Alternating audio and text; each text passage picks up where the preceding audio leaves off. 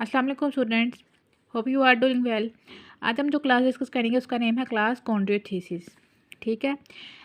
ये जो कॉन्ड्रियोथीसिस है ये कौन सी फिशेज हैं? Cartilaginous fishes. दो टाइप्स ऑफ फिशेज प्रेजेंट थी पुराने ज़माने में, एक थी कार्टिलेजिनस और दूसरी बोनी फिशेज। आज हम जो पढ़ेंगे वो है कार्टिलेजिनस फिशेज। चलिए हम इसको स्टार्ट करते हैं। जो कार्टिलेजिनस फिशेज है उसके अंदर कौन कौन इंक्लूड है? Sharks, skates, rays and ratfish. ठीक है। इसके अंदर ये चार फिशेज जो हैं वो इस क्लास में इंक्लूड होंगे कॉन्ट्रोथीस में। उसके बाद है जो रेड फिशेज हैं और ये शार्क्स हैं, ये कॉन्ट्रोथीस जो है ये कार्निवर्स होते हैं। कार्निवर्स हमें पता है जो उन एनिमल्स को प्रे करते हैं। ठीक है। मतलब ये जो प्रे करेंगे फिशेस को इन प्रे कर सकती हैं, एनालिस को प्रे, आर्थ्रोपोड्स को प्रे कर सकती हैं। ठीक है। और स्कैवेंजर्स वो होते हैं जो डेड एनिमल्स को फीड करते हैं।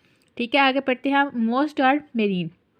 अब जो शार्क्स, स्केट्स और रेज है ये मोस्टली जो है वो फ्रेश वाटर में नहीं रहती, बल्कि ये कौन सी फिशेज हैं? Marine fishes. In addition to bring mouthparts and paired appendages कॉन्ट्रोथीसिस पोजेस पेलाकोइड स्केल्स। अब ये इंडायरेक्टली हम ये बताना चाह रहे हैं कि इनके पास जो है वो माउथ पार्ट्स में क्या प्रेजेंट होता है? पेड अपेंडेजेस, क्योंकि पेड अपेंडेजेस थे वो उनकी एवोल्यूशन हो गई थी इनसे पहले फिशेस में।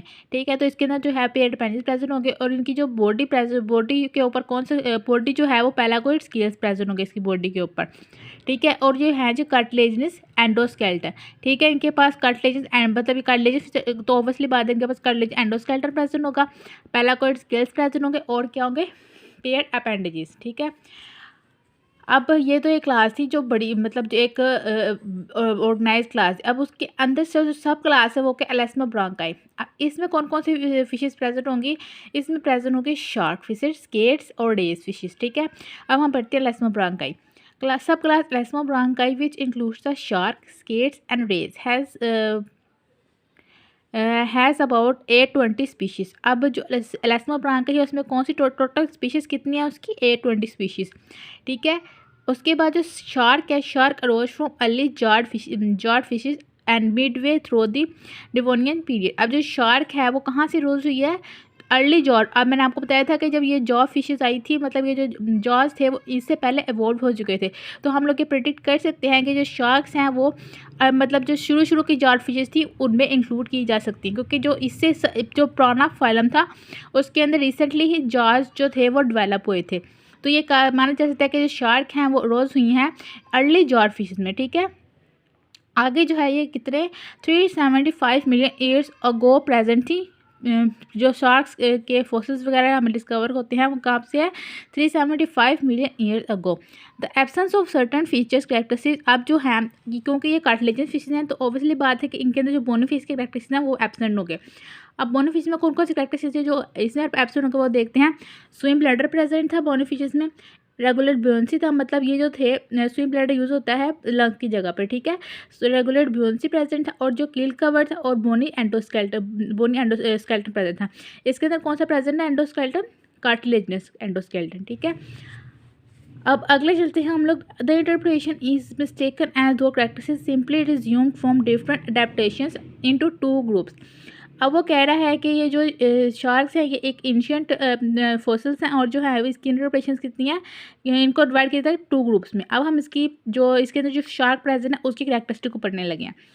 अब शार्क के अंदर जो सी स्किन प्रेजेंट होती है उसकी वो किस किस्म की होती है वो हम देखते हैं। Tough skin with dermal placoid scales cover shark.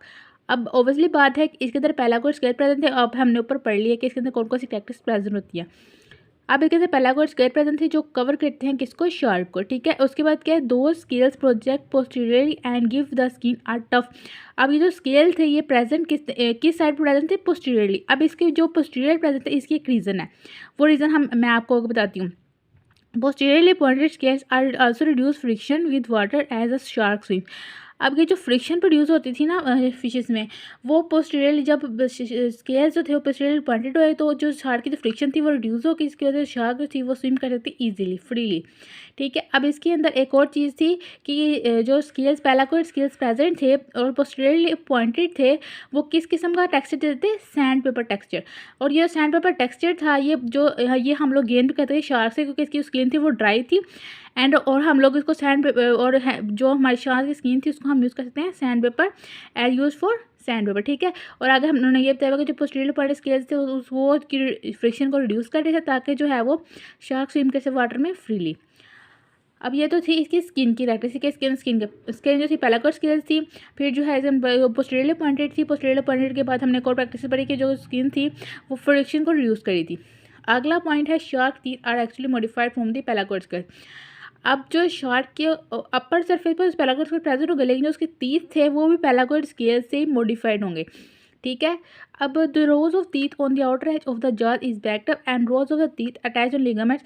अब जो शार्क के टीथ होते हैं ना ये जो है वो लाइन वाइज मतलब जो है ना फ्यूअर न्यूअर आएंगे और जो ओल्डर हैं वो रिप्लेस हो जाएंगे, क्योंकि ये जो है ना शार्क इनके तीत थोड़े से शार्प हो जाए ताकि वो जो अपनी जोन सी प्रे वगैरह को उन्होंने बाइट करना होता है ताकि उसको जल्दी से कार्निवोर्स है ना ये, तो इसकी वजह से जो है इनके तीत जो है वो रिप्लेस होती जाए ताकि इनके तीत जो है वो शार्प रहे।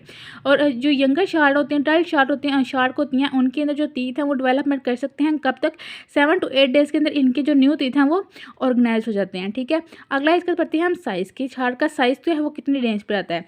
Shark range in size from less than 1 metre, मतलब ज़्यादा सबसे छोटी जो शार्क है वो कितनी है 1 मीटर। और वो यूज़ होती है किसके लिए, लेबोरेटरी डिसेक्शन स्पेसिमेन के लिए। आज जो इसकी शार्क का एग्जांपल है वो स्क्वेलस, ठीक है। स्क्वेलस जो है वो 1 मीटर शार्क है और उसको यूज़ किया जाता है जो डाइसेक्शन स्पेसिमेंस हम लोग यूज़ करते हैं अपनी लेबोरेटरीज वगैरह में ताकि हम देखें कि कौन कौन सी अडेप्टेशन थी वो उस चीज़ों को यूज़ करने के लिए कौन कौन सी शार्क यूज़ होती है 1 मीटर रेंज की शार्क।